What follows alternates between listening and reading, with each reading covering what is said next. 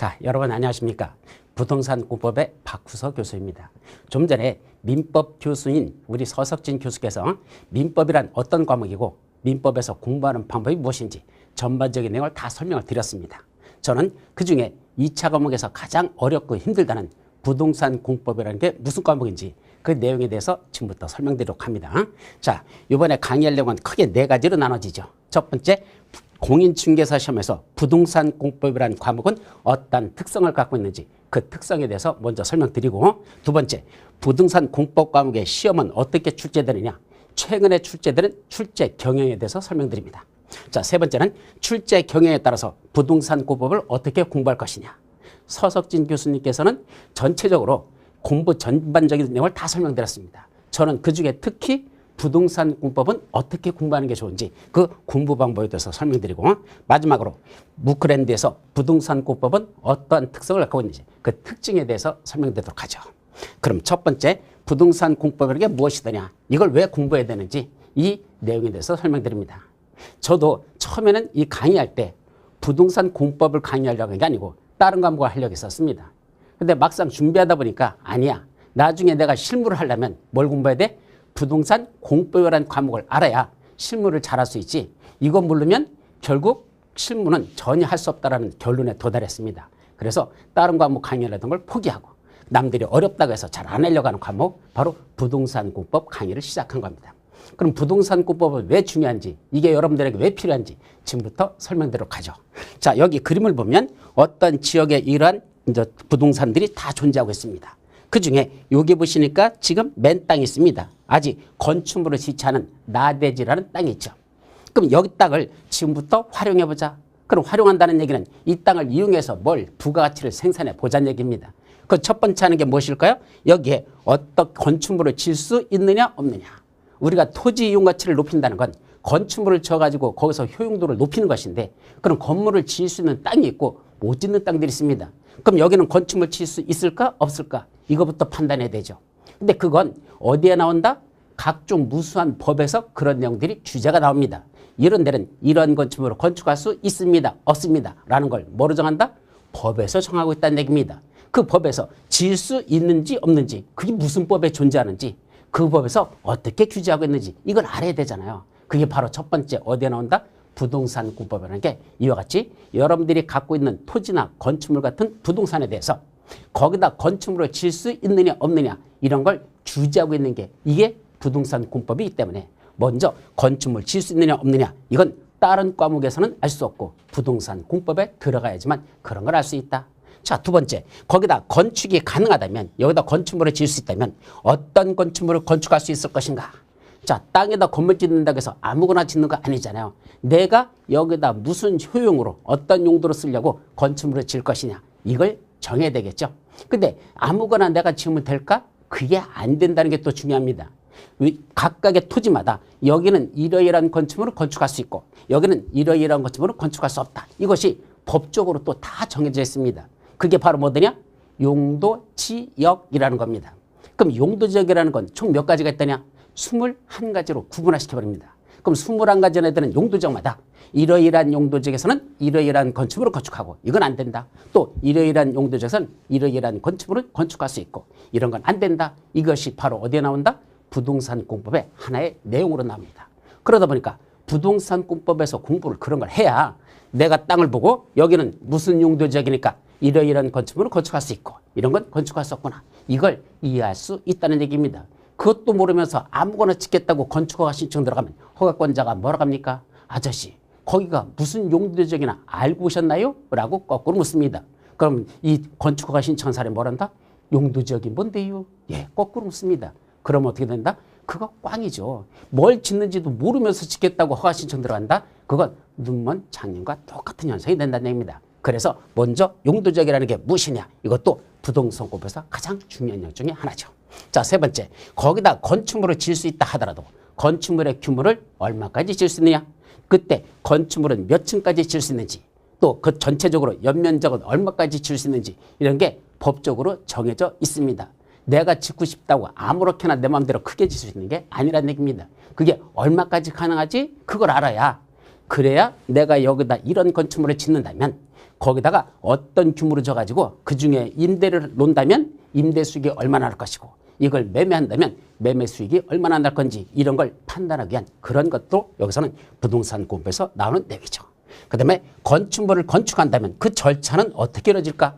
무조건 짓는다고 내 마음대로 되는 게 아니기 때문에 일단은 허가권자한테 가서 건축허가를 받아야 되고 그 다음에 어떤 절차를 거치고 뭐 거치고 이게 법적으로 절차가 쫙 정해져 있습니다. 그런 절차도 알아야 이거 전체 짓는데 시간이 얼마나 걸리겠구나.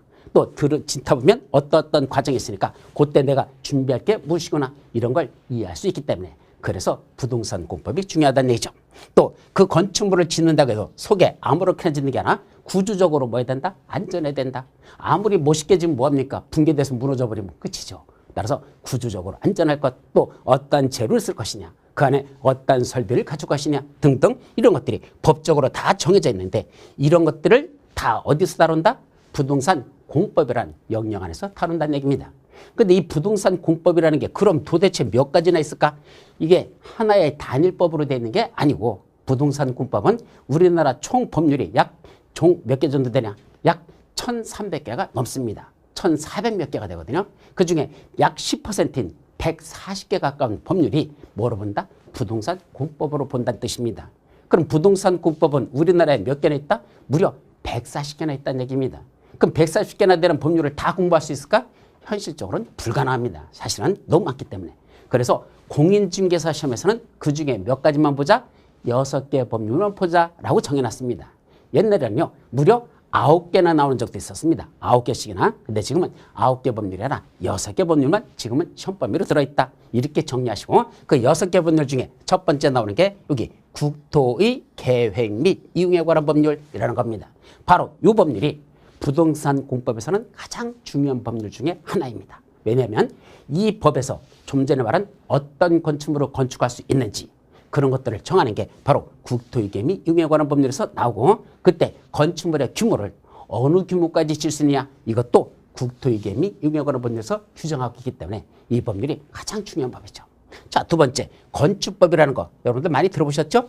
건축법은 뭐한다? 건축물 건축과 관련된 겁니다. 따라서 건축물 건축할 때 건축 허가를 바꿔줘야 되고 어떤 거 건축 신고하고 줘야 되고 건축물을 질 때 구조적으로 안전하게 짓기 위해서는 어떤 식으로 쳐야 되느냐 그런 걸 함부로 건축하지 못하도록 규제하는 내용 그런 게 다 건축법에서 나옵니다.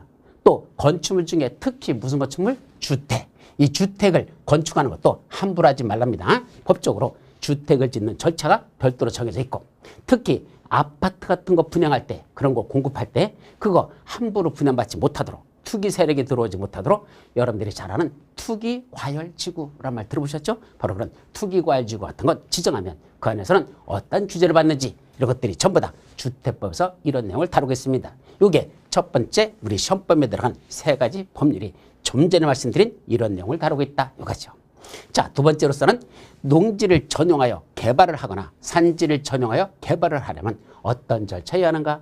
자, 이거 무슨 말이냐면 여러분들이 통상 어디다가 개발한다는 건 주로 어디가 개발됩니까? 제일 많이 개발되는 게 바로 농지입니다. 우리 주변에 있는 농지가 뭐한다? 개발에 의해서 까뭉개지면서 거기다 건축물들이 올라갑니다. 맞죠? 근데 농지만 개발합니까? 아닙니다. 산능선도 까뭉개고 산자락에다 거기다 건축물을 짓습니다. 그런 농지나 산지를 개발해서 건물들이 올라간다는 얘기입니다. 그럼 농지를 전용하거나 산지를 전용한다고 표현하는데 농지를 까뭉개서 거기다 건축물을 짓자 산지를 까뭉개고 거기다 개발하자 이런 걸 농지 전용 또는 산지 전용이라고 하는데 그런 농지 전용이나 산지 전용은 함부로 할 수 있는 게 아니겠죠? 법적으로 정해진 절차에서 할 수 있는 적이 있고 못하는 적들이 있고 또 한다면은 어떤 규모까지 할 수 있는지 또 거기다가는 무엇을 질 수 있는지 이런 것들이 법적으로 정해집니다. 바로 그런 걸 다루는 법이 무슨 법이다? 농지법 또 하나 산지관리법 요 2가지가 농지하고 산지 개발과 관련된 법률입니다. 그런데 우리 시험에서는 부동산 공법에서는 농지법만 공인중개사 시험에서 시험법에 들어가고 요 산지관리법은 현재 시험법에서 빠져 있습니다. 옛날에 산림법이라는 법이 있었어요. 한참 오래됐습니다. 그 산림법이라는 법이 3개 법률로다가 세분화되면서 그중에 하나가 산지관리법인데 분화되면서 시험법에서는 다 빠져버렸습니다. 그러나 나중에 실무할 때는 뭐도 알아야 된다? 혹시 산지개발과 관련돼서 여러분들이 공부할 때는 산지관리법에 있는 내용도 찾아봐야 합니다. 그래서 여러분들 등기부 같은 거 있죠? 그거 떼어보면 뭐가 나온다? 거기 보면 보전산지, 준보전산지라는 게 나와요. 그 지역에 보면 그런 보전산지하고 준보전산지에서 특히 보전산지는 공인용 산지와 그다음에 임업용 산지 이렇게 나눠지는데 그런 것들이 따라서 각각의 산지에 따라서 건축물을 건축할 수 있는 종류들이 달라진다는 얘기죠. 따라서 아무데나 그냥 까문 개고 산자락 까문 개고 건물 짓는다? 함부로 못합니다. 법적으로 이런 산지관리법에서 규제하고 있는 게 있더라. 이런 뜻이고 또 농지도 아무나 소유할 수 없도록 농지 소유도 법적으로 제한하고 개발하는 것도 함부로 하지 못하게 제한하는 거 그런 건 무슨 법이 있다? 농지법에서 그런 내용들이 나온다. 자, 이런 것도 잘 알아야 이런 걸 알아야 농지를 까문 개고 개발할 수 있고 산지를 까문 개서 벌을 개발할 수 있다. 그걸 여러분들이 할 수 있다는 얘기입니다. 자, 그 다음에 또 현법에 들어가는 게 뭐가 있을까? 여기 도시개발사업이나 정비사업에 관한 게 있습니다. 이게 도자입니다. 도시개발사업. 그럼 도시개발사업, 정비사업이라는 게 무엇일까? 먼저 도시개발사업이란 뭐 하는 것이다? 지금 여기를 봤더니 여기가 사실 이 사진에 나온 이 지역이 어디냐? 서울의 강서구 마곡지구라는 데가 있습니다. 서울특별시 강서구 마곡지구라는 데 여러분들 많이 들어보셨을 겁니다. 이 마곡지구라는 데가 원래는 이런 논밭과 일부 주택 같은 것들이 있던 이런 시골 풍경의 지역이었습니다. 서울특별시에 남아있던 마지막 개발되지 않은 땅이었었죠. 요거 지금 뭐하고 있습니까? 열심히 개발하고 있습니다. 저쪽 저기 공항 있죠? 그 공항 옆에 있는 그 김포공항 옆에 있는 그 땅들입니다. 거기가 지금 개발이 이루어지겠죠. 어떤 식으로 개발한다? 밑에는 이런 식으로 개발하겠다는 얘기입니다. 즉 저쪽에 한강물을 끌어들여 가지고 여기다 호수공원을 만들고 여기 첨단 산업단지를 조성하고 일부 주택들이나 상가들이 들어오도록 하는 이런 도시를 개발하는 것. 이것이 바로 무슨 법에 의해서 이루어진다? 도시개발법이라는 법에 의해서 도시개발법이라는 법에 의해서 도시개발사업이라는 게 이루어집니다. 그럼 이것도 공인중개사 시험법에 들어갈까? 예, 들어갑니다. 왜 들어가죠? 자, 도시를 이렇게 개발하게 되면 이익이 납니까? 안 납니까? 나지요. 이런 논바닥을 다 까무개고 이런 논이나 밭을 까무개고 새로 도시를 만들어지면 당연히 수익이 나게 됐습니다. 그러다 보면 이 사업이 어떻게 진행되는지 그 절차를 알아야 지금 어느 단계까지 왔구나. 그럼 내가 여기서 투자를 한다면 이거 이익이 될까 안 될까? 여기 개발이 어떤 식으로 이루어지는지를 그걸 확인하고 이 중에 어디다 투자하면 돈이 될 것이냐. 이것도 사업 전체의 그 흐름을 알아야 그 절차를 알아야 여기에 투자 필요성이 있느냐 없느냐 이걸 판단할 수 있겠죠. 그래서 도시개발 사업이 어떻게 이루어지는지 그 절차를 다루고 있는 법 도시개발법 이것도 공인중개사에서는 반드시 알아야 됩니다. 고객에게 설명하기 위해서는 꼭 알아야 되는 절차죠. 사실은 이거보다 더 중요한 게 뭐죠? 여러분들이 항상 관심을 갖고 있는 재개발, 재건축 같은 거, 재개발, 재건축 사업 같은 거 이걸 한마디로 무슨 사업이라더냐? 정비사업이라고 표현합니다. 이걸 한마디로 정비사업. 그럼 정비사업이라는 걸 다루고 있는 법이 무슨 법이 되냐? 바로 여러분들의 관심사인 재개발, 재건축의 절차를 다루고 있는 법, 도시 및 주거환경정비법이라는 이 법이 바로 여러분들이 궁금해하시는 재개발, 재건축에 관한 내용을 다루고 있습니다. 그럼 이 재개발, 재건축이 어떤 절차에 의해서 이루어지느냐? 자, 여기 보시니까 아주 한 40년 이상 된 노불량화된 아파트 단지가 존재합니다. 사진상에 보면 이거 아파트죠? 근데 이 낡아빠진 아파트들을 뭐 하자? 전부 다 철거하고 여기다 새로 쌈박하게 이렇게 아파트를 새로 지어가지고 종전했던 이 중에서 분양 신청한 사람들에게 새로운 아파트를 새로 만들어서 너는 이거 주고 너한테는 새로 개발되는 이걸 줄게. 종전의 토지 건축물 대신에 새로운 대지 건축물을 조성해서 새로운 걸 만들어주는 것. 이런 절차를 다루고 있는 거 어떤 식으로 이렇게 진행되는지 그 절차를 다루고 있는 걸 무슨 법이라 한다? 도시 및 주거환경 정비법이라고. 그 법에 의해서 시행되는 사업을 한마디로 무슨 사업이라 한다? 정비사업 이렇게 표현합니다. 그래놓고 이 정비사업이 올해부터 2월 9일부터는요. 이 정비사업이 3가지로 다 줄어듭니다. 작년까지는 6가지 사업이었거든요. 복잡했었는데 이제는 그걸 단순화시켜서 통폐합해가지고 3가지 사업으로 줄여버렸죠. 첫 번째가 주거환경 개선 사업, 두 번째가 재개발 사업, 세 번째가 재건축 사업. 이렇게 주거환경 개선 사업, 재개발 사업, 재건축 사업이라고 올해 2월 달부터는 이렇게 시행되게 됩니다. 바로 그 재개발이나 재건축 같은 정비 사업을 어떻게 시행되느냐 이걸 왜 또 공부를 해야 되죠? 사업 전체적인 걸 알아야 언제부터 내가 저기에 투자를 들어가면 돈이 될 것이냐 이것도 판단하기 위한 수단으로서 대단히 중요합니다. 또 조합원의 지위를 재개발이나 재건축 조합원의 지위를 남한테 양도하면 그 양도가 될까 안 될까?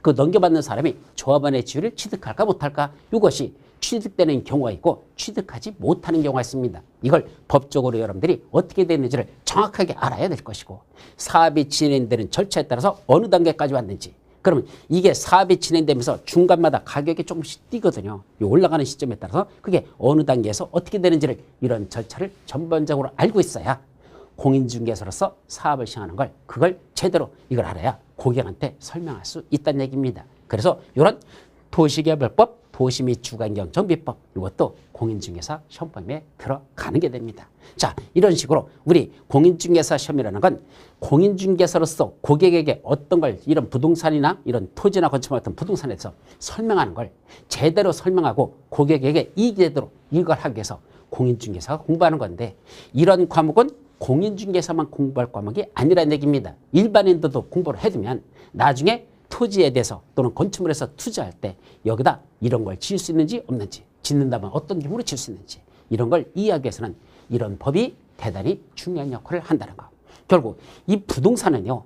규제법이거든요. 전부가 규제죠. 하지 마라 하지 마라 하지 마라. 여기서는 이것만 하라. 이런 식으로 규제하는 게 원래 법입니다. 그러면 내가 어떤 토지를 갖고 있다면 그런 규제가 무엇인지를 알아야 어떤 규제가 있는지를 알아야 내가 여기서 어떤 수익을 올릴 수 있는지 내가 뭘 건축할 수 있는지 이걸 이해할 수 있지 않겠습니까? 그것도 모르면서 그냥 무조건 눈 감고서 사가지고 이거 돈 될 거라고? 제가 실무를 하다가 경험해 보니까 참 답답한 사람들이 있습니다. 땅을 사놨는데 전혀 개발이 안 되는데요. 근데 왜 샀습니까? 싸서 샀답니다. 우리가 그러잖아요. 싼 게 뭐다? 비지덕입니다. 싸다는 건 그만큼 값어치가 없다는 거거든요. 근데 사놓고선 이거 개발 조금 있으면 값이 오르겠지. 기다리고 앉아있습니다. 제가 볼 때는 한 50년 기다려야 될 듯만 할 것 같은데 그런 분들도 계십니다. 아무것도 모르는 거야. 그냥 남들이 옆에서 싸다니까 산다니까 나도 그럼 싸니까 사볼까? 그런 분들도 많습니다. 더 불행한 건 어떤 분이죠? 전혀 값어치가 없는데 비싸게 사신 분들이 있어. 그럼 팔 때는 100% 저 반값에 못 받아. 그런데도 모르니까 그냥 사두고 있는 분들이 너무 많다는 얘기죠. 그건 뭐와 관련된다? 이런 개발이 되느냐 안 되느냐 이걸 이해하지 못하는 분들이 그런 식으로 투자를 한다는 얘기입니다. 따라서 부동산 공법을 잘 알아야 뭘 할 수 있다? 토지나 그런 건축물 같은 부동산을 이해할 수가 있는 겁니다. 이런 부동산법을 모르고는 절대로 개발이라는 건 있을 수 없다. 그래서 저도 아직은 상당한 법을 모르고 있습니다. 아까 말씀드렸잖아요. 약 그중에 130~140개가 전체 우리나라 법률 중에서 130개 이상이 부동산 공법과 관련된 법률들인데 그에 대해서 제가 잘 알을까? 아직도 모르는 이야기 대단히 많습니다. 그래서 실무하면서 뭐한다? 그때그때 찾아가지고 그 법률에 있는 걸 저도 지금도 공부하고 있는 중입니다. 또 공부해놓으면 뭐합니까? 얼마나 자주 개정이 되는지 정신없이 개정됩니다. 그럼 개정될 때마다 찾아가지고 다시 확인해야 됩니다. 전번에는 이랬는데 찾아보니까 또 바뀌었습니다. 그럼 부동산법은 왜 그렇게 자주 바뀔까? 이거는 이론적인 법이 아니고 정책법이라고 합니다. 다시 말하면 민법 같은 걸 한번 만들어지면 그 이론에 아주 정밀하게 만들어놨기 때문에 한 40년 동안은 바뀌지 않습니다. 옛날에 제가 공부했던 대학교 때 공부했던 민법이 지금도 90% 이상은 그대로 이용되고 있습니다.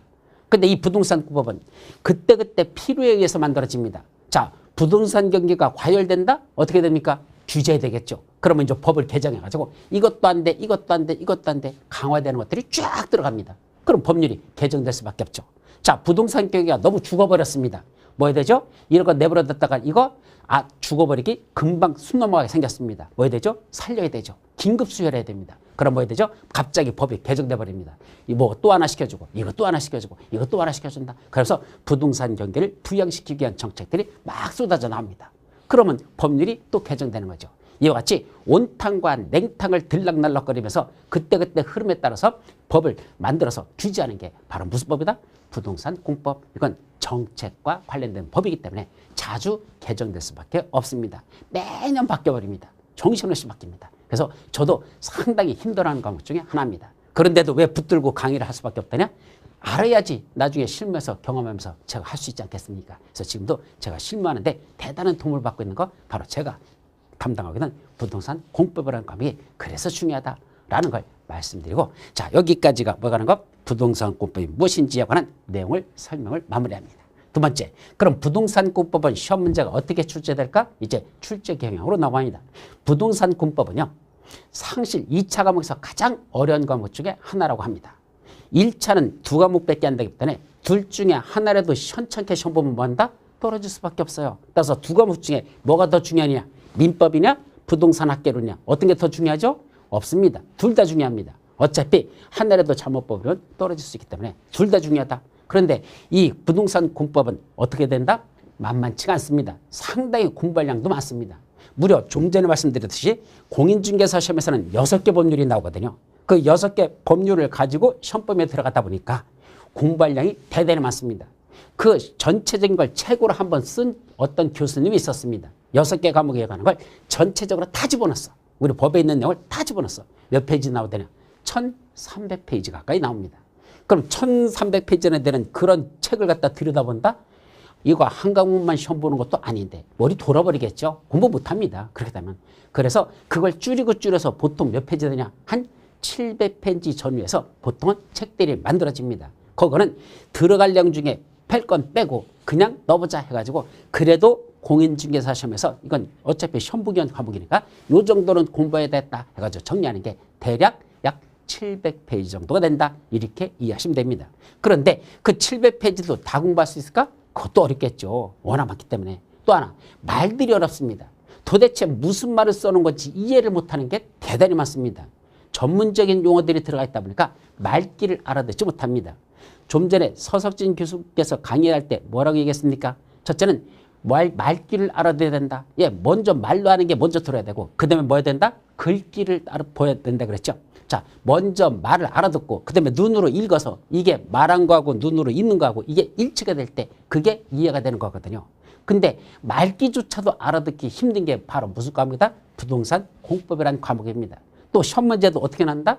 지랄같이 납니다. 한마디로 말하면 왜 지랄같이 나죠? 예, 여기 써 있죠. 어려운 문제는 매우 어렵게 낸다. 또 쉬운 문제는 또 매우 쉽게 출제되는 이런 양극화 현상이 최근에 시험 문제 출제되는 경향입니다. 어려운 건 정말로 뒤지기 어렵게 납니다. 한마디로. 그러다 보니까 결국 40문제 중에 몇 문제 정도가 8문제 정도가 난이도가 대단히 높습니다. 8문제는 손대지 말라는 문제다. 이렇게 생각하시면 됩니다. 반면에 약 15문제 중에 이거 조금 좀 후하게 잡았는데 12문제에서 15문제 정도 이거는 뭐한다? 난이도가 좀 낮은 문제들입니다. 부동산 공법에 대해서 조금만 공부해도 풀 수 있는 것들 그건 12문제에서 15문제 정도는 내고 그 다음에 이거 난이도가 높은 게 8문제는 난이도가 대단히 높습니다. 그런 문제는 뭐하라는 얘기야? 풀지 말라는 얘기입니다. 출제위원 입장에서는 틀리라고 내는 문제라는 얘기입니다. 결론적으로 얘기하면 출제원 지들도 못 외우는 시험 문제입니다. 지들도 못 푸는 겁니다. 그런 싸가지 없는 문제를 시험 문제라고 출제하는 것. 그것이 약 몇 문제 정도인가? 8문제 정도는 그렇게 냅니다. 그럼 왜 시험 문제를 그렇게 난이도가 높아서 전혀 손을 못 대는 걸 왜 출제할까? 이 시험 문제가 절대평가이기 때문에 그렇습니다. 상대평가라는 건 등수를 정해놓고 10,000명이면 10,000명 정해놓고 그 10,000등 안에 드는 사람들을 합격시킨다. 이건 무슨 평가죠? 상대평가입니다. 절대평가는 60점만 평균 넘으라는 얘기입니다. 과락 없이 60점만 넘어간다? 합격시킨다. 지금 우리 공인중개사 시험이 그렇게 돼 있지 않습니까? 그래서 이건 무슨 평가를 한다? 절대평가입니다. 그럼 60점만 넘으면 다 붙는다 하니까 문제를 너무 쉽게 내버리면 뭐한다? 다 붙어버립니다. 이건 인원수 제한이 없기 때문에 그런 문제의 점이 있기 때문에 이걸 보완하기 위해서 뭐한다? 아예 어려운 문제로다가 딱 잘라버려 놓고 나머지에서 합격시키죠. 다시 말하면 8문제가 어렵다는 얘기는 약 하나가 40문제가 부동산 공법이니까 하나가 2.5점이거든요. 그럼 8개면은 20점입니다. 20점은 까고 들어가자는 얘기입니다. 그래서 만점이 몇 점이다? 예, 80점입니다. 아까 서석진 교수님도 민법이 아마 80점이 만점이라고 했는데 민법만 그런 게 아닙니다. 공법도 80점만 맞아라? 그러면 만점입니다. 80점을 넘어서 맞았다? 그분은 로또 복권 당첨과 같이 잘 찍었거나 아니면 제정신이 아닌 분이 푸는 겁니다. 그러니까 80점 넘어가는 거죠. 그런 분들은. 그리고 보통 80점 정도 맞으면 공법도 거의 만점에 도달했다라고 보시면 되고 그럼 80점부터 몇 점? 60점 사이. 여기서 합격이란 그 당락이 거기서 결정되도록 한다. 이렇게 되는 겁니다. 따라서 그 80점 정도가 최고 적용을 여러분들 시험점은 몇 점이 되냐? 좀 이따 이제 공부하는 방법에서 말씀드리지만 약 60점만 맞으면 대합격입니다. 그래서 공법은 덜도 말고 더도 말고 몇 점만 맞아라? 60점만 목표로 합니다. 그래서 버릴 건 버릴 줄 알아야 됩니다. 그럼 8문제는 뭔다? 버리십시오. 그건 어차피 그냥 찍어서 맞추면 다행이고 틀려도 상관없는 문제. 8문제는 날려버립니다. 그리고 나머지 중에서 해가지고 60점만 넘어가면 된다라는 그런 자세로 공부하시면 되죠.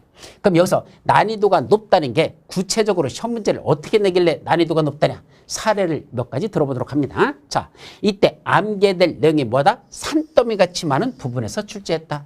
여기 산더미같이 암기할 내용이 많다 그랬습니다. 이놈의 산더미라는 게 얼마큼 돼야 산더미가 될까? 한번 요번에 작년이죠. 28회 때 시험 문제 냈던 지문 중에 하나를 봅니다. 거기 보니까 의료시설과 교육연구시설의 기반시설 유발개수는 같다라는 이런 지문이 하나 들어있습니다. 여기서 기반시설 유발개수라는 게 무엇이더냐 뭐 이런 건 여러분들 지금 설명해도 무슨 말인지 이해를 못할 건데 그냥 간단히 말씀드리면 자, 이 개발하는 지역에 따라서 여러 가지 구역이 지정됩니다. 우리 부동산공법에서 무슨 지역, 무슨 지구, 무슨 구역 해서 지정되는 그런 구역 등이 총 몇 가지나 있더냐. 어떤 학자가 조사해 보니까 약 200군데가 된답니다. 아까 용도지역이라는 게 있다 그랬었죠. 그 용도지역도 건축할 수 있는 건축물의 종류가 정해져 있다라고 말씀드렸는데 그런 것들을 합쳐서 총 몇 개가 된다? 한 200개 되는 무슨 지역, 무슨 지구, 무슨 구역 이런 것들이 있다는 얘기입니다. 자, 그중에 뭐가 있더냐? 기반시설 부담구역이라는 게 또 있습니다. 그럼 기반시설 부담구역이라는 건 뭐 하더냐? 그 기반시설 부담구역이라는 곳이 지정되면 그 안에서 어떤 건축물을 건축하려고 하는 사람들은 거기에다 건축물이 만들어지면 도로도 필요하고 공원도 조성해야 되고 학교도 지어야 되고 각종 그걸 기반시설이라고 하는데 그런 기반시설을 설치해야 됩니다. 그럼 그 기반시설 설치하는 걸 누가 만들어줄까? 국가나 지방자치단체가 다 만들어주는 게 아니고 그중에 일부는 그런 건축물을 건축하는 너희들이 그런 비용 좀 부담하라 라는 구역을 지정합니다. 따라서 기반시설 부담구역이 지정되면 그 안에서 일정한 건축물을 건축할 사람들은 그 안에다가 도로 만드는 데 들어가는 비용, 공원 주선에 들어가는 비용, 학교 짓는 데 들어가는 비용 이런 것들의 일부를 그 사람들이 부담하라는 얘기입니다. 그 비용을 기반시설 설치 비용이라고 하죠. 근데 이 기반시설 설치 비용을 산정해내는데 그걸 계산해내는데 그중에 뭐가 있다냐? 어떤 건축물의 종류에 따라서 사람들이 많이 찾는 건축물들 그런 것들은 기반시설 설치 비용을 많이 부과하고 사람들이 좁게 조금 찾아오는 것 얼마 없는데 그런 데는 기반시설 설치 비용을 적게 부담하도록 이렇게 정합니다. 그때 얼마나 기반시설을 필요로 하는지 이 건축물이 얼마나 많은 기반시설을 필요한지 그걸 수치화시킨 게 그걸 기반시설 유발개수라고 하고 기반시설 유발개수가 1이라고 하는 건 그건 너무 많은 것도 아니고 적은 것도 아니고 가운데라는 얘기입니다. 따라서 이 기반시설 유발개수가 1보다 작다는 얘기는 그만큼 사람들이 별로 찾지 않기 때문에 기반시설을 많이 필요하지 않는 그런 건축물의 종류라는 뜻이고 기반시설 유발개수가 1을 넘었다는 얘기는 사람들이 그만큼 많이 찾기 때문에 기반시설을 많이 필요한다. 따라서 너는 비용을 더 내라 이런 얘기입니다. 예를 들어서 기반시설 설치 비용을 계산했더니 그게 이 사람이 한 사람이 1,000만 원 하고 기반시설 설치하는 데 비용이 1,000만 원 하고 났답니다. 그런데 그중에 이 사람이 무슨 시설이더냐? 자, 여기 보니까 단독주택을 지었답니다. 그럼 단독주택을 짓는 사람은 기반시설 유발개수가 얼마입니까? 0.7, 0.7을 곱하라는 얘기입니다. 그럼 여기다 0.7을 곱하면 얼마 되죠? 700만 원 하고 나올 겁니다. 이 사람은 700만 원만 내라는 얘기입니다. 반면에 거기다 뭘 짓는단다? 여기 의료시설 병원을 짓는답니다. 그럼 9번에 있는 의료시설은 얼마나 돼 있죠? 그건 0.9라고 됐습니다. 그럼 병원을 짓는 사람은 1,000만 원에 대해서 다시 0.9를 곱하니까 900만 원. 너는 900만 원을 부담하라 이런 뜻입니다. 반면에 여기 제2종 근린생활시설 이런 근린생활시설이라는 게 있는데 2종 근린생활 예를 들면 거기다 뭘 졌답니까? 예, 어떤 저런 슈퍼마켓 같은 큰 걸 졌답니다. 그럼 슈퍼마켓 큰 거 지면 사람들이 많이 찾죠? 그건 얼마? 1.6을 곱하랍니다. 그럼 1,000만 원에다 1.6을 곱하면 1,600만 원. 훨씬 더 많이 내죠. 이같이 그런 사람들이 많이 찾느냐 적게 찾느냐 즉 기반시설 설치를 많이 필요할수록 많이 부담시키고 적게 설치할수록 그때는 적게 부담하는 이걸 기반시설 유발개수라는데 이걸 수치화가 어떻게 되냐는 이 숫자를 외우라는 얘기입니다. 그게 시험 문제에 출제됩니다. 그럼 기반시설 유발개수는 건축물의 종류에 따라 몇 가지로 나눠지느냐 여기 1번 단독주택부터 몇 번 이제 다음 페이지까지 넘어가요. 넘어가 보시면 29번 야영장 시설까지 몇 가지가 있습니까? 29가지가 있잖아. 그럼 29가지면 쓸까? 아닙니다. 속지 마십시오. 여기 보시면 뭐가 나온다? 다시 돌아가서 거꾸로 다시 돌아가서 여기다. 여기 보시면 몇 번에 있느냐면 쭉 숫자나 17번.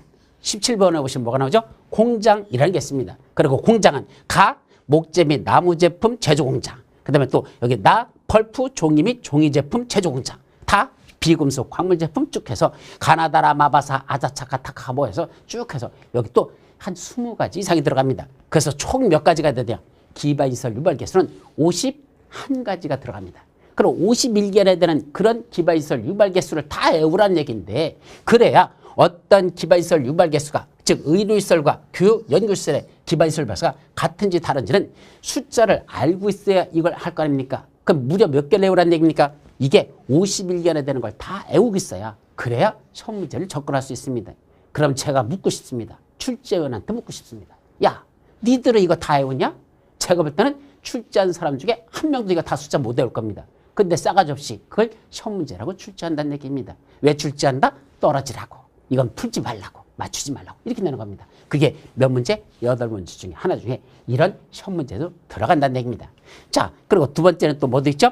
20년에 한 번 출제될 정도로 출제 가능성이 거의 없는 부분에서 딱 한 문제 납니다. 한 번 출제해놓고는 20년 동안은 출제될 가능성이 없는 것들.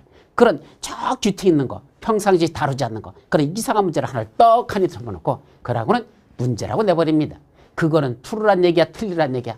틀리라고 내는 겁니다. 따라서 그건 출제위원회 의도에 충실히 주차. 그냥 찍어버리고 마면 되지. 그걸 못 풀었다고 진땀 흘리면서 정신이 사나워져가지고 나중에 뭐 옳은 걸 고르랬더니 틀린 걸 고르는지는 그런 미쳐버리는 현상이 발생하면 시험 문제 떨어집니다. 이런 문제가 나오면 뭐라 한다? 너 잘났어 씨 하고선 그냥 넘어가셔야 되지. 그걸 가지고 야 이게 뭐지 하고 안달했다가는 나중에 시험장에서 뭐 한다? 멘붕밖에 안 와가지고 결국 시험 떨어지는 사람들도 있습니다. 그때는 당연히 이런 것도 날 거라는 걸 예견하고 있어야 되는데 그런 게 몇 문제? 8문제 중에 한 문제입니다. 자, 작년에도 2017년 28회 기출문제 중에서 뭐가 나있더냐? 도시개발법에 보시면요. 아까 도시개발법 있었죠? 신도시 만드는 거. 그때 도시개발 사업을 시작하는데 무슨 방식으로 한다? 환지 방식이라는 게 있습니다. 도시개발 사업, 신도시를 만들면서 그 토지 안에 있던 소유자들이 있어요. 그분들에게 새로 개발되는 땅으로 바꿔주는 방식, 이걸 환지 방식이라고 합니다. 다시 말하면 종전했던 토지 소유자에게 보상비를 주고 내보내는 게 아니고 쫓아내는 게 아니고 종전했던 토지 소유자에게 새로 그 땅을 개발해가지고 개발이 완료된 새로운 땅으로 바꿔주는 방식, 이걸 환지 방식을 하는데 그때 처음에 수립하는 계획인 개발계획이라는 걸 수립하는데 그 개발계획을 수립할 때 토지 소유자에게 동의를 받아야 됩니다. 왜냐하면 종전했던 토지 소유자에게 새로 이렇게 개발됩니다라는 계획서를 만들어서 보여주고 여러분 이렇게 개발하려고 하는데 여러분들 어떻게 생각하시는지 마음에 듭니까? 라고 동의서를 받아야 되는데 그게 일정 규모 이상의 동의를 받아야 됩니다.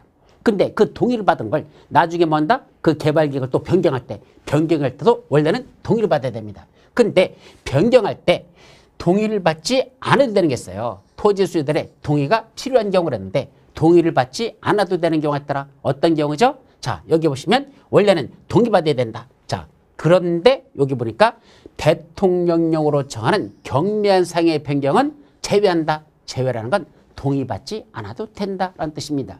그러면 다시 경미한 상황까지 변경하는 건 굳이 사람들한테 물어보고 동의받을 필요가 없다는 얘기입니다. 그럼 어떤 게 경미한 것이냐라는 얘기잖아. 어떤 게 경미하답니까? 그랬더니 여기 보니까 이런 건 경미하지 않은 거랍니다. 경미하지 않은 거니까 뭐고? 동의받는 거고. 이게 아닌 것들만 동의를 받으라는 얘기입니다. 그게 다음 페이지에 보시면 바로 쭉 나옵니다. 그래서 몇 번까지? 여기 11번까지. 어디부터 나왔습니까?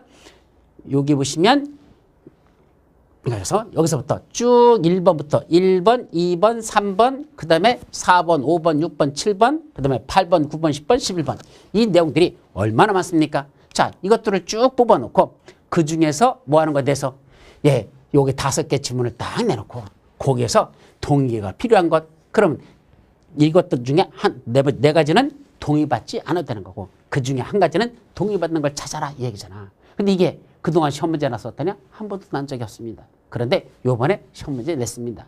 그동안에 한 번도 안 난 문제를 이렇게 냈는데 이것도 작은 내용 된 것도 아니고 좀 전에 봤듯이 외워야 될 게 얼마나 많습니까? 이것들을 다 외워야 되는데 여기까지 2페이지에 걸쳐서 다 외워야 되는데 이런 걸 시험 문제 낸다? 너나 풀어라 라는 문제지. 이런 건 여러분들이 손댈 필요가 없습니다. 한 번 나면 앞으로 20년 동안 안 날 문제다. 그러니까 이건 박물관에 집어넣어야 될 문제지. 이건 여러분들이 외워야 될 문제가 아니란 얘기죠. 근데 이런 문제를 딱 풀고 나면 뭐죠? 멘붕이 와버립니다. 왜? 또 다시 공부하는 사람도 기출문제 풀어봤더니 뭐야 이런 걸 어떻게 외우라고 라는 게 있습니다. 그건 외우라고 낸 게 아니라니까요. 뭐 하라는 얘기야? 그냥 그러려니 하고 포기하고 넘어가야 되는 거지 다 맞춰야 되는 거 아니라 그랬습니다. 아까 말씀드렸죠. 부동산 공법은 몇 점만 맞자? 60점만 맞자 라면 된다지 너무 많은 점수를 요구하지 말라. 따라서 이런 건 틀린다고 해서 60점 못 맞을까? 아닙니다. 충분합니다. 이런 거 몰라도 관계없으니까 너무 이런 지엽적인 거에 연연해서는 안 된다는 것 그걸 같이 말씀드리도록 합니다. 아셨죠? 자, 그러면 거꾸로 난이도가 낮다는 건 무슨 말일까? 쉬운 문제란 얘기죠. 어떤 게 쉬울까? 매년 출제되는 것들. 이거는 반복적으로 강의할 수밖에 없습니다. 거의 매년 출제되는 것들이 있어요. 그거는 항상 특 A급.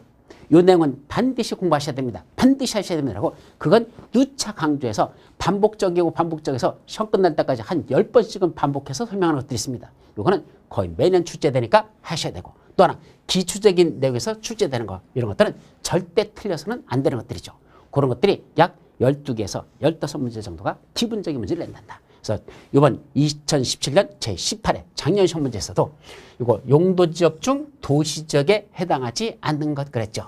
이 도시지역이라는 게 무슨 말일까? 좀 전에 제가 건축물을 짓는데 21개 용도지역마다 건축할 수 있는 건축물들이 정해진다 라고 말씀드렸었죠. 그걸 한마디로 뭐라 부른다? 용도지역이라고 했었죠. 바로 용도지역이란 종류가 몇 가지가 있다? 총 여기 21가지가 나옵니다. 여기 보면 제1종 전원주거죠. 제2종 전원주거죠. 또 제1종 일반주거죠. 제2종 일반주거죠. 제3종 일반주거죠. 준주거죠. 중심상업적, 일반상업적, 유통상업적, 근린상업적 등등등등등 해서 용도적을 총 하나씩 세분화시키면 21가지가 되는데 사실은 크게는 4가지입니다. 도시지역, 관리지역, 농림지역, 자연환경 보전지역 이렇게 해서 용도지역은 크게 도시지역, 관리지역, 농림지역, 자연환경 보전지역 이렇게 나눠진다는 얘기입니다. 그중에 관리지역이 다시 보전관리지역, 생산관리지역, 계획관리지역 이렇게 셋으로 세분화되고요. 그러면 이번 시험 문제에서는 도시지역이 아닌 것 했으니까 뭘 고르라니까? 관리지역이나 농림지역이나 자연환경 보전지역에 속하는 거 그거를 골라라 얘기입니다. 그러면 고르면 될 거 아니야? 자, 그거는 어디 있죠? 여기 보니까 계획관리지역, 여기 관리지역 있잖아. 관리지역이나 농림지역이나 자연환경 보전지역에 속하는 거 그걸 골라라. 그게 도시지역이 아니다. 답 1번 이거 찾는 거거든요. 이런 시험 문제를 뭐란다? 주워 먹으라고 내는 시험 문제다.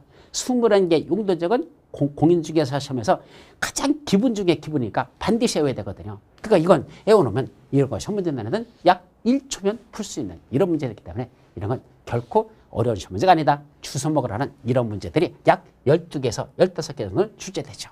자, 두 번째로서는 난이도가 낮다는 다른 지문은 어렵지만 정답인 지문만은 평소에 많이 보거나 또는 상식적인 내용에서 출제되는 것들. 예, 시험 문제 지문이 5개가 있는데 이 5개 지문 중에서 나머지들은 무슨 말인지 못 알아듣겠어. 그런데 내가 알고 있는 건 몇 밖에 없어? 하나밖에 없어. 근데 그 하나가 뭐야? 그게 정답이야. 그러면 됐잖아요. 내게 모르는 게 중요한 게 아닙니다. 내가 알고 있는 게 정답이냐 아니냐 이게 중요한 거죠. 근데 그 하나가 내가 알고 있는 거였어. 근데 그게 별로 어려운 지문이 아니야. 기분만 알면 알 수 있는 그런 아주 쉬운 걸 그걸 정답으로 넣어놓고 나머지 지문들은 대단히 어려운 지문을 넣어놨다 이 얘기입니다. 그러면 그건 어려운 시험 문제가 아닙니다. 풀 때는 어려운 것 같지만 정답은 눈에 띄게 만들어놨다. 이런 문제들이 또 12문제 내지 15문제 많이 들어있습니다. 자, 여기서도 이거 평상시 강의 안 하는 겁니다. 이거 모르는 것들입니다. 그럼 모르면 어떡하자? 상식으로 접근해보죠. 그중에 여러분들 재건축 사업이란 말 들어보셨죠? 근데 올해부터는 주택자가 빠져요. 그냥 재건축 사업으로 올해부터는 바뀌는데 이 재건축 사업은 주로 어디서 시행되죠? 네, 아파트 단지예요. 대반이 그죠? 근데 꼭 아파트 단지에서만 시행되는 건 아닌데 공동주택이 밀집한 지역에서 시행되는 건 맞습니다. 주로. 그런데 여기 보니까 철거민이 50세대 이상 규모로 정착한 지역 그랬습니다. 그럼 철거민이 50세대 이상 규모로 정착한 지역 이런 데가 어딥니까? 상식으로 생각해보죠. 바로 어딥니까? 달동네. 그죠? 사람들이 철거민이라는 건 어디에 살고 있던 분들 그걸 부셔버리고서 이 사람들 그 이사를 합니다. 갈 데가 없잖아. 땅이 없으니까. 그러니까 모여서 살다 보니까 뭐가 조성된다? 달동네가 조성됩니다. 그럼 달동네에서 시행되는 사업이다라는 게 눈에 딱 보이거든. 그럼 달동네 사업이 바로 무슨 사업이 되냐? 그게 주거환경 개선 사업입니다.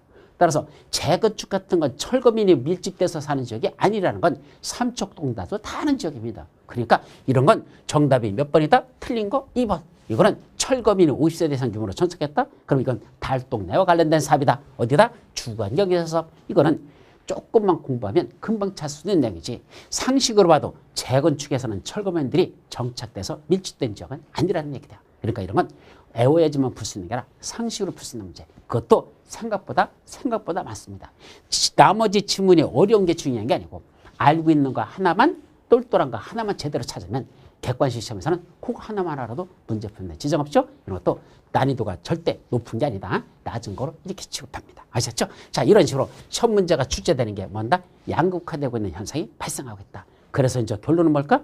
어려운 문제는 제끼고 쉬운 문제는 절대 틀려서는 안 되죠. 따라서 기본에 충실하고 또 일반적인 상식 갖고 풀 수 있는 문제도 많기 때문에 절대 시험 문제는 포기하지 말고 끝까지 봐라. 그러면 그중에 내 최선을 다한 것만큼 진인사 대천명하는 자세로 푼다면 나중에 좋은 결과가 찾아오는 것도 상당히 많다는 걸 말씀드립니다.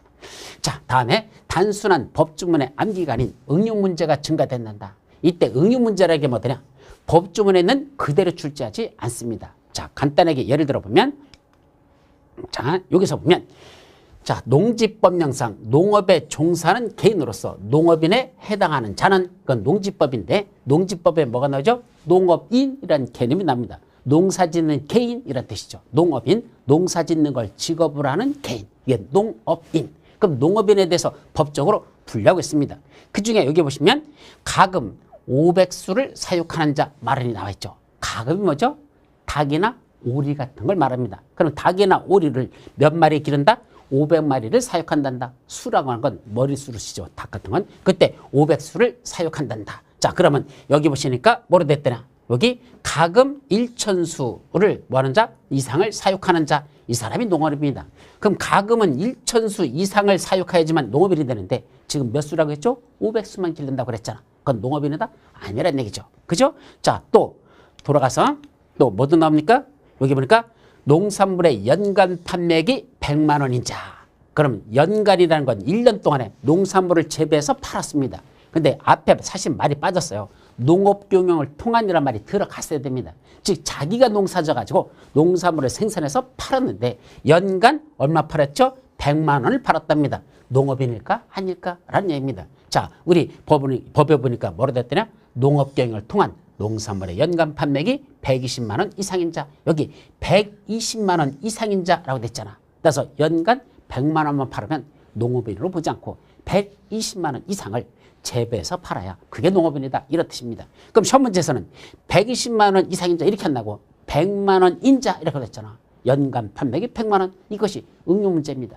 따라서 120이라는 숫자를 외우고 있어야 이상일 때 농업이니까 그게 안 되는 100일밖에 안 되면 그건 농업인으로 보지 않는다. 법주문을 그대로 내는 게 아니라 이걸 네가 정확하게 이해하고 그걸 알고 있는지를 테스트하는 응용 문제식으로 그런 식으로 숫자들을 바꿔서 응용하는 문제로 출제한다는 거. 그런 건 정확하게 알고 있을 때만 응용한 문제는 접근할 수 있다. 하셨죠? 그렇게 여러분들이 이해하시면 됩니다. 자, 그 다음에 법주문의 내용 중 단서정이나 괄호의 내용에 출제 비중이 증가한다. 자, 이거 무슨 말이냐면 자, 여기서 내용에 보시면요. 여기 괄호가 있어요. 어디에 있냐면 우리 법주문에 보면 도시, 군, 계획시설, 부지로 되어 있는 토지 중 지목이 대인 토지 해놓고 괄호 열고 그 토지에 있는 건축물 및 정착물을 뭐한다? 포함한다라는 게 괄호 속에 들어있습니다. 즉 토지만이 아니고 토지 위에 건축물이나 정착물이 있다면 그것도 포함하여 라는 뜻이거든요. 근데 여기 매수 청구라는 내용이 나오는데 이것까지는 뭐 여러분들이 아직 이해할 건 아니고 그때 어떤 거 토지만이 아니라 토지에는 건축물, 정착물도 포함해서 사주세요 라고 매수 청구할 수 있다는 법주문은 이렇게 되어 있습니다. 근데 우리 올해 첫 문제에서는 어떻게 났더냐? 여기 보니까 갑이 매수 청구할 수 있는 대상은 토지며 그 토지에는 건축물은 포함되지 않는다. 좀 전에 괄호 속에서 말씀하셨죠? 포함된다 그랬잖아. 근데 이거는 포함되지 않는다. 이렇게 괄호 속에 있는 것들이 시험 문제에서 참 많이 출제합니다. 이 괄호는 일종의 예배나 그런 특별한 내용들만 다시 추가적으로 이루는 게 그게 괄호 속이거든요. 근데 그 괄호 속에 있는 걸 자꾸 시험 문제에서 출제되는 경향이 높아지고 있다. 결론적으로 시험 문제가 조금씩 더 어려워지고 있다. 원칙만 내는 게 아니라 괄호 속에는 예외들이 증가하고 있다. 이것이 최근에 시험 문제가 출제되는, 그래서 어려워지는 경향 중에 하나가 바로 이런 것들이 출제되기 때문이다 라는 뜻입니다. 자, 그 다음에 보시면 그러면 출제경에 따라서 부동산 공법은 어떻게 공부할 것이냐, 공부 방법입니다. 사실 거의 결론이 나왔어요. 첫째는 공법은 몇 점만 목표로 한다? 40개 중에 24개만 맞자. 8개는 버려버리고, 그럼 32개죠? 그 32개 중에서 24개, 바로 60점을 목표로 하고 핵심 위주로 정리하는 게 중요합니다. 따라서 취사 선택의 중요성, 즉 어떤 걸 공부하고 어떤 걸 버릴 것이냐, 이걸 정해야 됩니다. 요거는 공부하고 이거는 버리고 이렇게 해야 되죠. 아까 말했듯이 너무 많은 내용들, 암기할 것이 너무 많은 거, 또는 이야기는 너무 복잡한 거, 이런 것까지 붙들고 늘어지지 말자. 어차피 100점 목표가 아니기 때문에 그런 건 나오더라도 포기하고 넘어가자. 그래봤자 몇 문제? 8문제니까 그건 버리라는 얘기입니다. 그러다 보니까 취사 선택의 중요성이라는 게 여기서 나타납니다. 어떤 걸 공부하고 말 것이냐, 이걸 여러분들이 선택해야 되는 거. 근데 이걸 여러분들 보고 선택하라면 어떻게 합니까? 아무것도 모르는데. 결국 누구다? 교수님들이 잘 판단해가지고 이게 요새 시험 문제가 어떻게 출제되는지 경향을 완벽하게 분석해 놓고 그에 따라서 이런 식으로 출제되니까 그에 맞춰서 이거는 공부해야 되고 이건 버려야 된다는 건 교수들이 합니다. 그래서 부동산 공법은 워낙 범위가 넓다 보니까 가르치는 교수마다 다 다릅니다. 어떤 교수는 이게 중요하다고 뒤지라고 침 튀겨가면서 강의합니다. 어떤 분은 그런 건 전혀 필요 없으니까 보지 말라라고 완전히 무시해버립니다. 그러면 가운데 있는 수강하시는 여러분들은 어디를 선택해야 됩니까? 그건 운명입니다. 운명. 예, 이쪽에 가르친 사람 따라갔더니 거기서 시험 문제 많이 나더라. 그러면 잘 선택한 거고, 나중에 시험 봤더니 이분이 강의에서 거의 나오지가 않았더라. 그러면 피보는 거고, 이거는 여러분들이 누구 과목을 선택하냐에 따른 그건 운명인 것이고, 또 그런 건 운명이라 하기 전에는 정보를 잘 파악해야 되죠. 어떤 교수가 가르치는 데서 시험 문제가 많이 나는지 그 교수 걸 찾아가서 그 강의를 들어주는 거. 잘 가르친다는 게 쉽게 가르친다고 잘 가르치는 건 절대 아니라고 생각합니다. 왜냐하면 공법이 워낙 어렵기 때문에 쉽게 가르친다는 건 쉬운 것만 가르치고 어려운 걸 안 가르친다는 얘기죠. 그런데 쉬운 것만 시험 문제 납니까? 어려운 것도 나잖아. 따라서 시험 문제에 있는 걸 잘 찍어주고 잘 가르치는 교수, 이 사람이 잘 가르치는 거지 쉽게 가르친다고 해서 잘 가르치는 건 절대 아니라는 거, 저는 그렇게 생각하니까 선택은 여러분들이 하셔야 된다는 얘기입니다. 자, 여기 보시니까 이번에 시험 문제 났던 평균 점수가 나옵니다. 재작년 거 16년도에 보면 그때 합격 전체 응시자들의 평균을 봤더니 공인중개사법은 55점이 평균이고, 공시법이라고 하는데 공시법은 44점이 평균이고, 공법은 41점이 전체 응시자들의 평균이었습니다. 공법은요 거의 과락선 40점에서 흔들어가는 게 전체 평균을 냅니다. 그럼 합격자 평균을 볼까요? 공법은 59.69, 바로 60점입니다. 그래서 여러분들 합격하는 점수로서 전체 여러분들은 몇 점이 목표다? 60점 맞아야 합격하는 자들의 평균에 들어가니까 60점을 맞으라고 그렇게 강조하는 겁니다. 반면에 불합격자들은 몇 점이 되냐? 33점입니다. 그러니까 이건 40점도 못 받고 평균 33이니까 거의 과락인 거죠. 그러니까 불합격자들은 이렇게밖에 안 되죠. 합격하시려면 몇 점 보라? 합격은 공법은 40점 갖고는 안 됩니다. 그랬다가 불합격 30점도 맞는다는 얘기죠. 그래서 여러분들 60점을 높으로 공부하는 게 그게 맞다라는 걸 말씀드리죠. 자, 그 다음에 두 번째,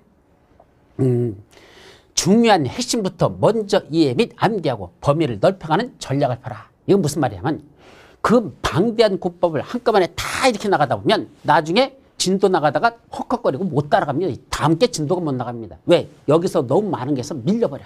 그러지 말고 중요하다는 걸 먼저 찍는 징검다리 공부를 하셔야 됩니다. 요게 공부하고 그다음에 건너가다가 요거 전체적인 체계는 흐트러져서는 안 되지만 그걸 잡아가면서 전체적인 체계를 잡아가면서 그중에 여기서는 요게 제일 중요하다. 먼저 공부. 그다음에 요거 중요하다. 요거 공부. 그다음에 요거 중요하다. 이거. 이런 식으로 찍어서 넘어갑니다. 왜냐하면 이게 출제될 가능성이 제일 높은 내용이니까 그거부터 먼저 정리합니다. 그게 끝나면 그래도 50점 넘어갈 정도까지는 공부되는 거. 그렇게 공부를 해놓고 그 다음에 공부가 되고 나서 조금 더 범위를 넓혀나가죠. 요거 공부한 거 옆에 있는 거 조금 더 보자. 이거 공부했던 거 옆에 있는 거 조금 더 보자. 이런 식으로 그걸 중심으로 해서 옆에 있는 것들 곁가지를 조금씩 넓혀가는, 이렇게 공부를 하셔야 이 공부를 따라가지.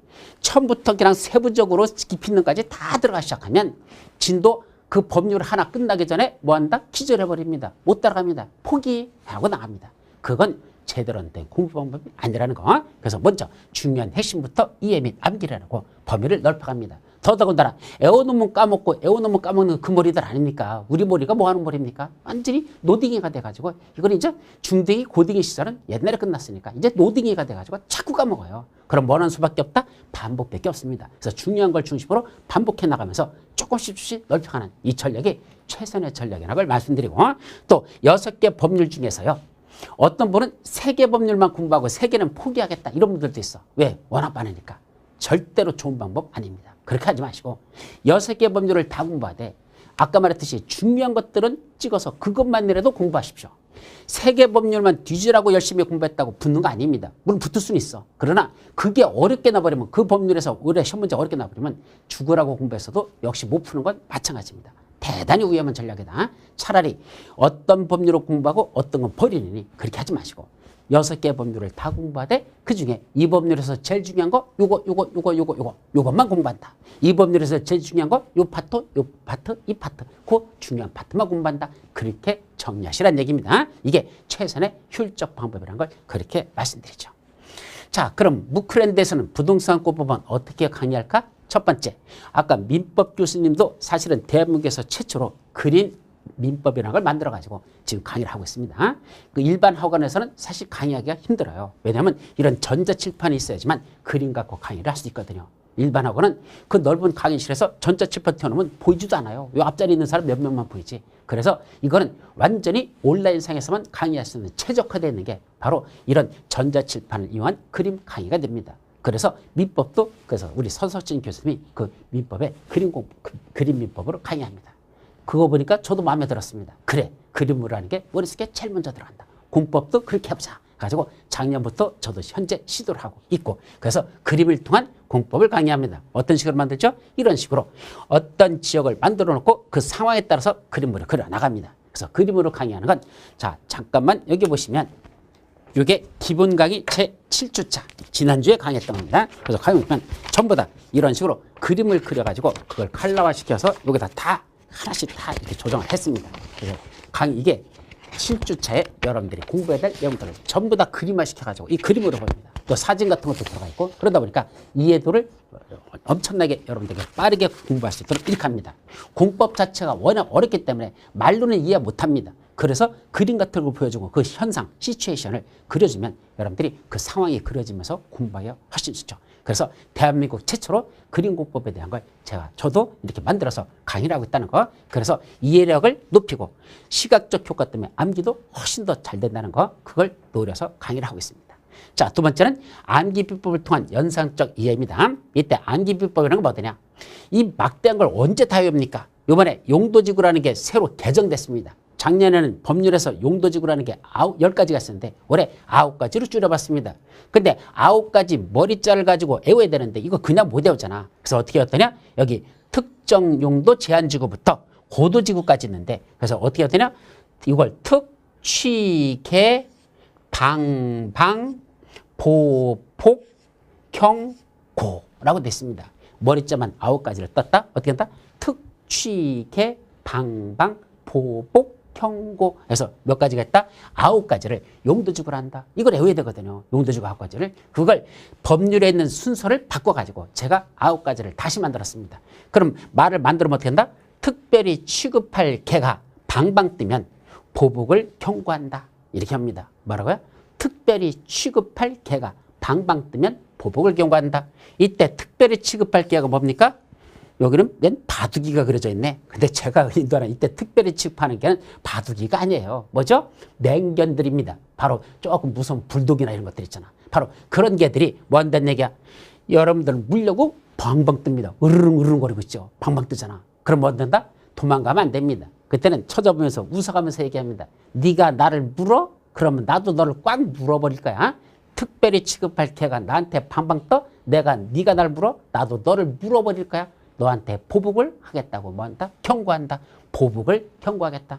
그렇다고 또 몽둥이로 때려버렸다가 또 주인한테 또 손해배상 해줄지도 모르니까 네가 날 물어 나도 너를 꽉 물어버릴까라고 보복을 경고한다. 이게 특별히 취급할 개인 이런 맹견들이 나를 보고 방방 뜬다, 멍멍거리고 짖는 거죠. 그러면 나도 뭐한다? 너한테 보복을 경고한다. 그냥 놀래서 도망가면 안 돼요. 그럼 와서 물어버립니다. 그러니까 그때는 웃어가면서 네가 날 물어 나도 너 물어버릴 거야.